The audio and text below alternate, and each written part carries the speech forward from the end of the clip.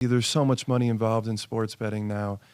You don't know what's happening. Yeah. It's Have you ever bet on high school or any weird, like, obscure sport? Not Ping pong really. or something? Nah. I think people who say they bet on that stuff are just losing bettors. It's like, unless you have really good information, Yeah. I mean, that to me is just crazy. You're super disciplined. Like a guy like Freezer Tarps. I don't know if you know I don't him. know. He's a pretty big influencer. He's getting into sports betting, and I think he's fucking hilarious. But he bets, and then he lost, and then he's like, oh, I'm going to bet 2 a.m. ping pong, and I'm just going to fire it in. It's like, dude, tell me you're a loser without telling me you're a loser. Yeah. You need to get with SteveWillDoIt. I actually saw him at the Red Rock. Oh, you did? Yeah, he's probably the biggest gambling influencer in terms of casino. I mean, I just kind of like do my own thing and stay in my own lane and like whatever. But I mean, saw him at the sports book. He knew about my stuff. And nice. it was the Packers-Lions Thursday night football game. And he was taking the Lions. I was taking the Packers. And I think we actually both won because he always bets the money line and I take the spread. Oh. So they were plus 3.5, and they actually ended up losing by 3. So he won and I won, which was great. Wow. I see him post on Twitter all the time, like, I need good sports bettors. I'll give you, like, a piece if you get me good information. Oh, he So does? That's why I mentioned that. Maybe I'll reach out. But I would, yeah. He loves betting on the Lions. He's been betting on the Lions for, like, I think 2 years. So he just bets on purely lines. I mean, he bets on other things. I think he does a lot of prize picks, which is like player props. Yeah, I've seen him do that. But he loves betting on the Lions because they made him a ton of money, which does make sense. I mean, they went, what, I think 13-4 this year, something like that. I think 15-2, right? Or 15-2. Yeah, but then they lost. He might have lost on the playoff game. I had the Commanders' money line in that You had game. that? Yeah. Wow, they were heavy underdog, right? It was plus 400. Holy crap. The thing is, I knew Jaden Daniels, he's not rated where he should be because he's a rookie. And the Lions' defense was so banged up. And I knew that they wouldn't be able to stop Jaden Daniels, especially in the conditions with the dome. So I'm like, this is a great opportunity to bet on the Commanders' money line because Vegas, everybody's betting on the Lions. Everyone thought the Lions were going to make the Super Bowl. Everyone thinks the Bills are going to make the Super Bowl. So I don't solely base opposite of what people think, but it's definitely a factor. When everybody's betting the Lions, I like to stray away from the public and what they're doing. I thought the value was too good to pass up on the Commanders. I threw in a nice bet. Paid off. Well done. If Mahomes wins this year, do you have him over Brady? Even without it, I think Mahomes is the best quarterback of all time. Wow. I mean, you look at the results. He's been to 4 Super Bowls. He's won 3 Super Bowls. He's been to the conference championship game every time. I think he has 2 league MVPs, 3 Super Bowl MVPs.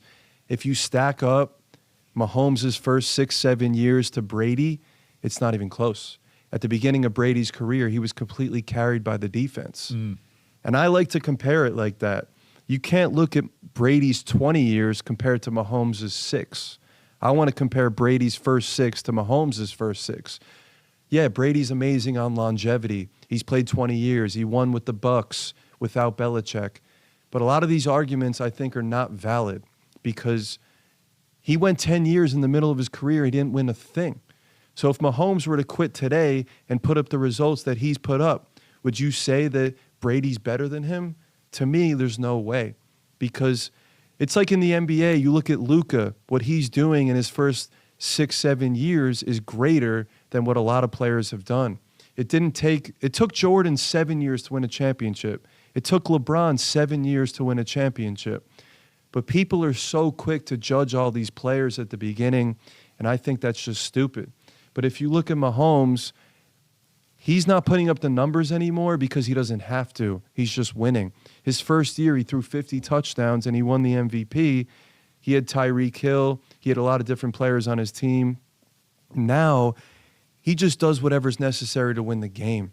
And that's what people have mistaken. It's not about the stats. It's not about the accolades. It's about winning the football game. And that's what the Chiefs and Mahomes do better than anyone else. Absolutely. Do you think if Saquon gets a ring this year, he's in the conversation for greatest running back? I already have him there. You already have him there? Yeah. Wow. Because he was on the Giants with a shitty offensive line, still putting up good numbers. You put him on the Eagles with a good offensive line, he's going to put up video game-like numbers every season. I do. I mean, I wouldn't put him as number one. I think he's definitely top 5 best running back of all time. But I've been watching him since he went to Penn State. I actually went to Penn State also, and I was there around the same time as him. Mm-hmm. What he does on these long runs is insane. Like against the Rams, he had 3 50-plus yard runs. Nobody does that. Jahmyr Gibbs, he's pretty good too. But Saquon, what he does is just insane. The Rams knew that they were running at the end of the game, and he still takes it for 70 and gets a touchdown. Yeah. It's like when he's in open space, you can't tackle him. Yeah, he's different. He's amazing. I got AP at number 1. AP, he's a physical specimen. Yeah, to come He would back just from run. those injuries too. Yeah, the ACL and People stuff. thought he was done after that one. I mean, AP is definitely up there in the top 5 conversation. I think Barry Sanders is up there. But what Saquon's doing, the Eagles might win a Super Bowl off Saquon's back. Right. I don't think that's ever been done before with a running back. That's a good point. Yeah, because a lot of running backs, like the great ones, never like were the full-on leader of the team, right? I saw a stat. When Jalen Hurts throws for less than 150 yards, the Eagles are 3-0 in the playoffs. When he throws for more, they're like 0-2. What? It's insane. Wow. So that's how important he is on. They just want to run the football as much as they possibly can. And the other teams know that, and they still can't stop it. That's crazy. It's insane. A.J. Brown hasn't done anything in the playoffs, and they're Facts. still winning. Facts. Bill Belichick or Andy Reid right now? I think Belichick's the best of all time. I mean, a lot of people don't think that since Brady left and won a championship. But in my opinion, Bill Belichick completely made Brady into the player that he is. I think Belichick's the best of all time, in my opinion. They changed rules because of this guy. If you remember in the playoffs against the Ravens, they did a punt once. I forget exactly what happened. They changed the rule because of Belichick. He's the most genius-minded special teams coach I've ever seen, defensive coach I've ever seen. I just feel like he gives you the biggest edge. Preparation, I don't know what the Patriots did Tuesday, Wednesday, Thursday, but it seems like his players are more prepared to play than any other team I've ever seen. But I do think Andy Reid is the best coach right now. The Chiefs are just the smartest team. Everything they do, clock management-wise, game management-wise, they're just levels above. And a lot of these coaches are so stupid. You look at like Raheem Morris. Falcons were playing the Commanders, I think, and they just couldn't get – they didn't even use their timeout. The Lions against the Bears on Thanksgiving, they had a timeout with 23 seconds, and the game ended with a timeout. It's absolutely ridiculous behavior what these coaches are doing. Yeah. It's like, how dumb can you be? And you also have an analytics guy on the sideline telling you what to do. It just blows my mind how dumb some of these coaches are. Yeah, each team has like a full analytics team now, I heard, right? That's what I'm talking about. It's like, but the coaches probably want to like listen to themselves over the analytics people because they're so dumb. If you notice, a lot of these coaches are like old football players. Yeah. Those usually aren't the guys that are sharp.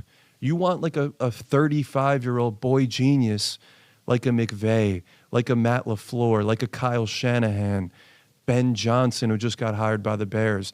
These are the guys that give you the best advantage to win in football because, in my opinion, those are the smartest guys in football. Yeah, Notre Dame coach is pretty young. Marcus Freeman, he's like 36 years old. He's a genius. Notre Dame has been a shitty program in terms of playing at the top level.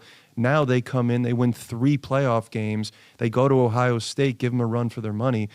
And I think Marcus Freeman is the difference in terms of why they were able to play better. Yeah, because they haven't been good since Brian Kelly, right? And even when they played Alabama and they got absolutely smoked. Smoked. Yeah, I think twice, too. Yeah, it was 2 times. Twice, yeah. They always make it to the finals, and then it's not close. But the thing is, they set up the easy schedule for themselves. Notre Dame doesn't play in a conference because they have an NBC deal for a ton of money. So they make pretty much the same schedule every year, and it's kind of weak.